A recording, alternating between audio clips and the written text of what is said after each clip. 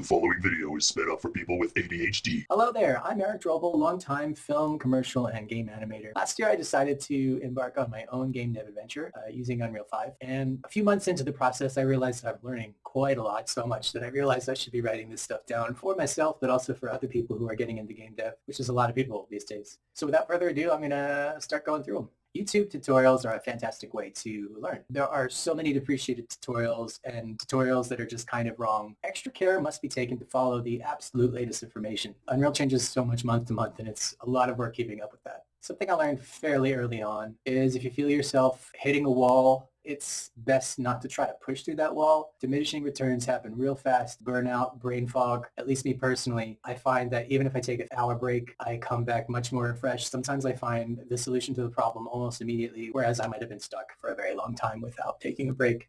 And this is entirely based on my own brain function. I keep nighttime for the art stuff because by then my brain is a little bit more fried. The programming, the heavy thinking, the planning stuff, much better for me in the morning. Never, ever, ever try to build a perfect system the first time. You might sometimes in animation get away with first pass final. There are no first pass finals in games. If there are, it's probably not a very good game. You have to go through at least one trash version, and honestly, that's being really optimistic. 5 trash versions is probably a much safer bet. Game dev people say edge case a lot, and they sound cool while doing it. Maybe. Edge case, if you don't know, is a term for things that happen very rarely in your game. Like when the player starts spamming the directional pads to try and break your game. Probably not everyone's going to do that, so that's an edge case scenario. Again, for me, in particular, because I am autistic and have ADHD, I have to leave breadcrumbs everywhere. Descriptions, log my successes, failures. Not only does it help keep me in track in the moment, I'm liable to, even the next day, kind of forget what I was doing, let alone if I'm coming back to a system a month later. So using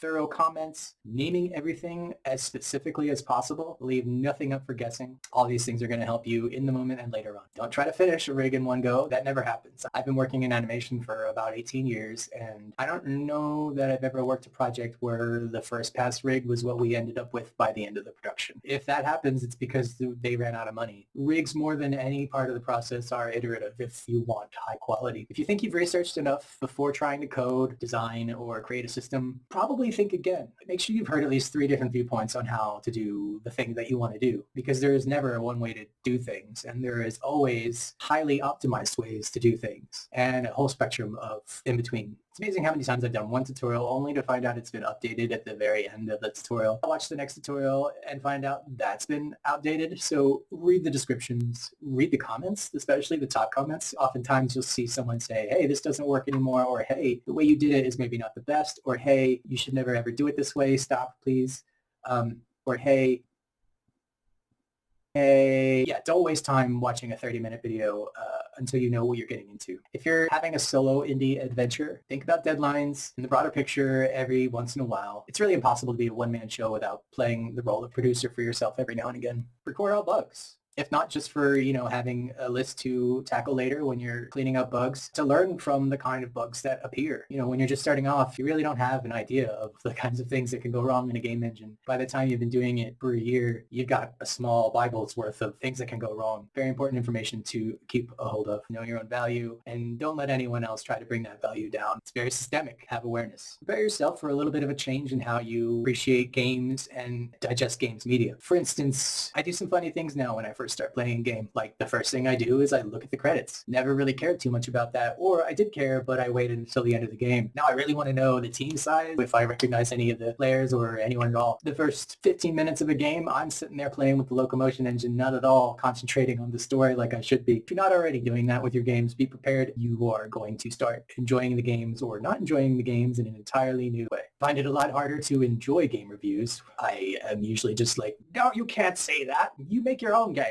And I yell at a cloud. Gamer comments in general, if you found them inflammatory at all to begin with, you're going to have a really tough time. What's healthiest for game developers is to really just detach yourself from any sort of internet fandom or lack thereof. The internet is a very depraved place. There's a lot of prejudice against creative people who are actually out there making things, making a difference. Don't let them bring you down. There's a space for critiques. There's a space for brainstorming and getting ideas and finding the heart of your game. The internet with random people, that's almost never it. Don't try to deal with dense meshes in Maya. There are better programs that handle it quicker. MeshLab, Blender is even much, much, much faster, and at times even a little bit more competent in cleaning up meshes than Maya. To that end, if you're doing an e-store buying, for instance, clothing in particular, the meshes are going to be super, super dense, and they're going to be oftentimes not at all cleaned up. You're going to have a layer of clothing that is not stitched to the layer adjacent to that. And if you just start rigging that, oh man, even if you try to reduce the topology, you're going to run into issues because it's not stitched. The warning there is if you're buying models online, do diligent research into the topology quality, particularly the stitching. An important tip for games rigs. I was kind of blown away by this one. There are really two sets of max joint influences per bone or joint that you want to think about. The limit of 4 influences per joint for optimal speed increase. And then anything above that, you're going to get the same speed. So whether you have 5 influences per joint or you have 8 influences per joint, you're getting the same speed hit. So you need to make the decision on whether or not you're going to need that. And I find even with cartoony characters, I can get away without using more than 4 influences. It's tricky, and you need something like NG Skin Tools to really do it. But it really seems like the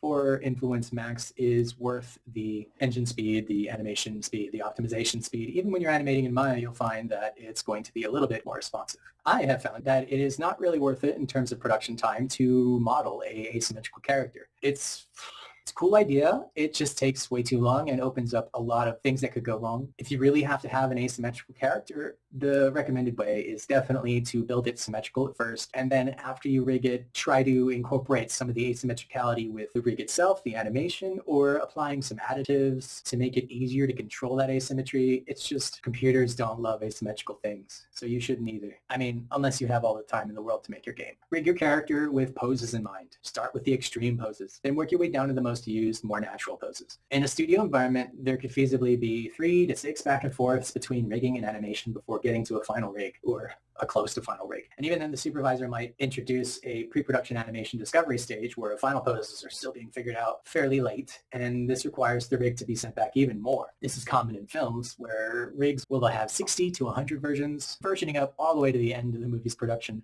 Get to animating during rigging. This is similar to the rig towards poses thing. Poses are not going to give you all the information. Get a rigger that can animate. A few years ago, I would say a rigger that can animate or an animator that can rig, GTFO, you better pay them a lot. And yeah, while you still better pay them a lot, that's 2 disciplined studios. It's becoming a little bit more common, I think, for most disciplines to dabble in the adjacent disciplines, particularly in game dev. Being a specialist is a little bit difficult. So if you can find a rigger that knows how animation works, find an animator that knows how rigging works, those are always so much more valuable. And if you're thinking about making yourself more valuable, consider that. Tools like MGear and Maya make it super accessible to rig quickly. And even if you're not super technical minded like me, it's feasible to get a hold of. Also, it's free. Thank you, MGear. So the downside to posing and animating while rigging is the rigging process goes a little slower. The back and forth is internal within that stage as opposed to further along down the production. But I find in many cases this slower rigging time behooves the further down the production pipe. Animation, effects, groom, cloth, whatever else comes down the pipe can benefit from finalizing or getting as close to final of the rig as you can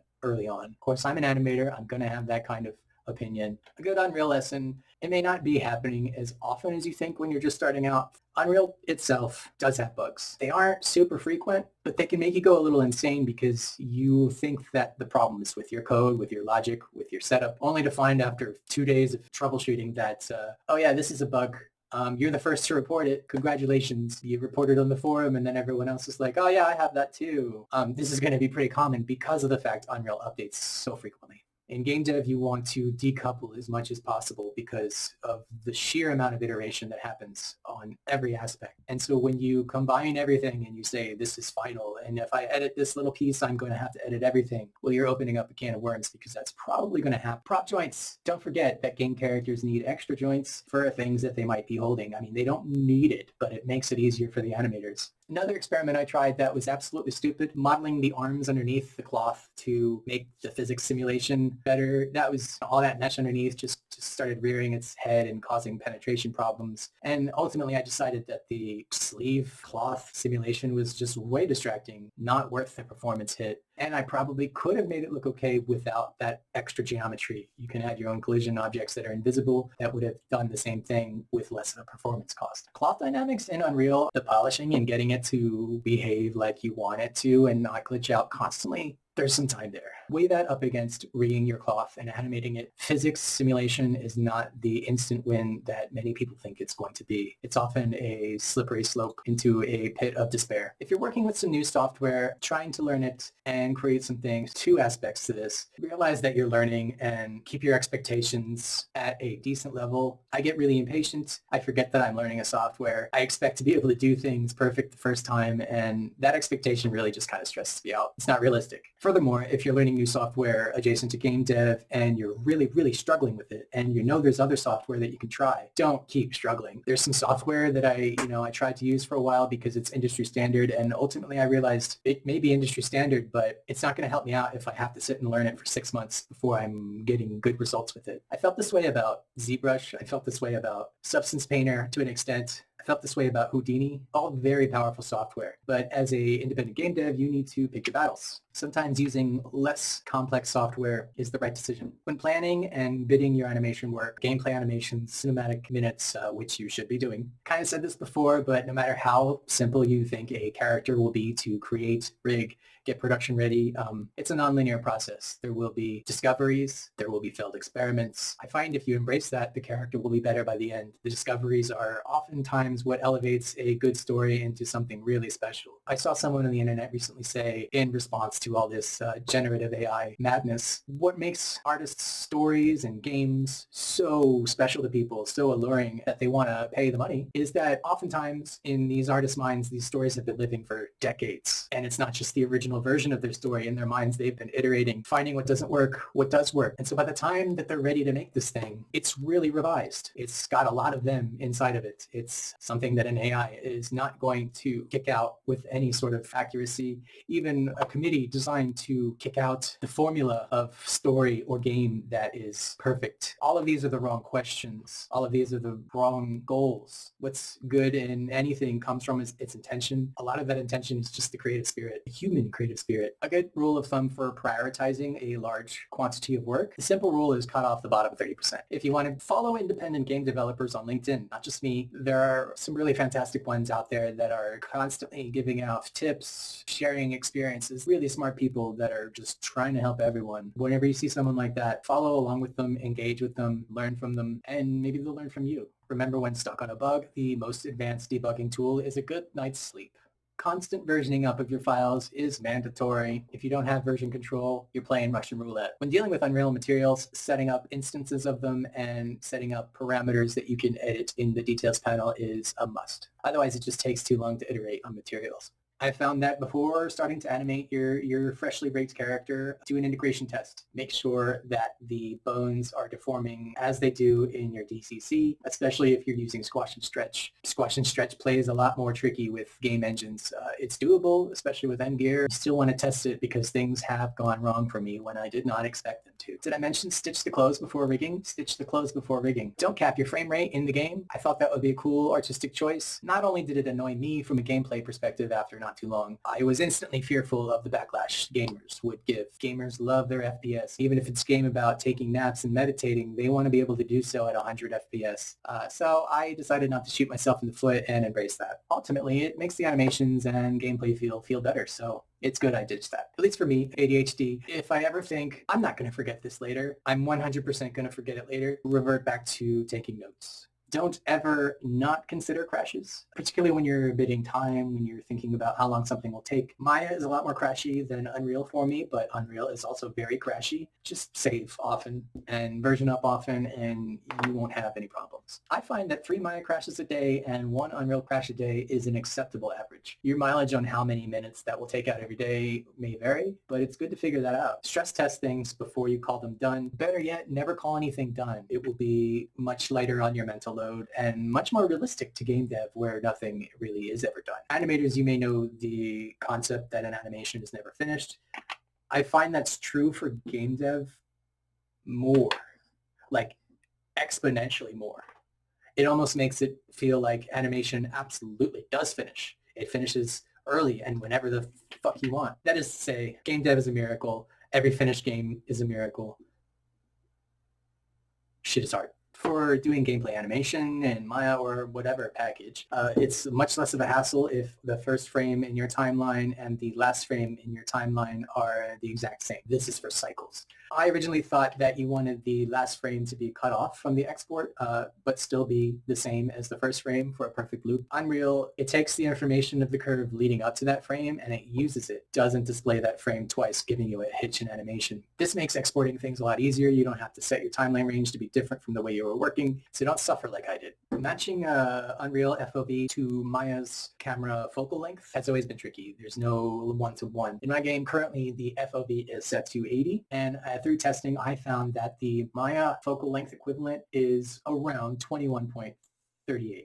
So you can take that ratio and kind of expand it or shrink it to your needs, and you'll be pretty close. If you find that I'm off, please let me know. When creating gameplay animations and you have, say, a right side and a left side for all of your locomotion movements, or really anything that's got a left and a right, don't try to animate them asymmetrically. This is similar to the modeling note I had earlier. It will really, really behoove you and the production time to use something like Animbot to make a mirrored version of your original animation, left or right, whatever. And if you really got to be asymmetrical after that, you build it in on a animation layer so that asymmetricality is maintained and easily editable later. I experimented with trying to build asymmetrical animations off the get-go, and if the animations are just a little bit too different, it starts to feel weird, and it's a lot of work to try and make them trued up more similar. Save yourself the work, embrace symmetricality early, deviate from that later if you need to. If your code breaks, don't assume it's something that you recently added. Oftentimes, that's my first thought, but what really happens is the thing I added is working just fine. It's revealing something that I added a little bit ago that's broken. Take the time to learn about debugging methods before you do heavy programming. Take the time to learn good habits like using interfaces, macros, and functions. Decoupling, the concept of decoupling nodes and functions, just logic, is probably one of the most fundamental lessons to learn that I found as a newbie game developer.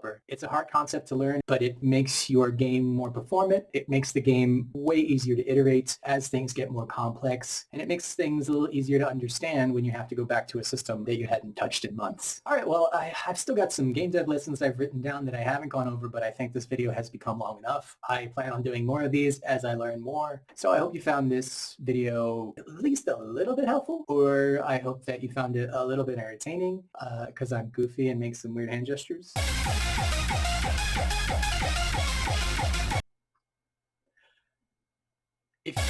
If you didn't find it to be either of those things, I don't want to hear about it. Keep it to yourself. Negative Nancy. Thank you for watching.